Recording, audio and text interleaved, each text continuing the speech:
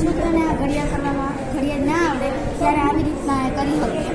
આપણે જ્યારે 8 ગુણ્યા આપણે 8 કરવા હોય, નાના બાળકોને ઘડિયાળ ના આવડે એના માટે આપણે આવી રીતના કરી શકીએ. આમાં બંને તીર આપેલા છે. આ બંને તીર અહીંયા ભગા છે. આટલી ચોસાઈડ એટલે આપણો જવાબ આવી જાય ચોરસ ખાનામાં ચોસાઈડ. એ આવી રીતના આપણે કરી શકીએ. 3 તેરી 3 તેરી કરવા હોય તો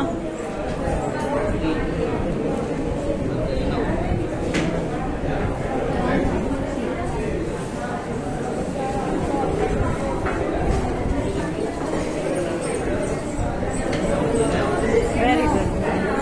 સરસ. 25 25.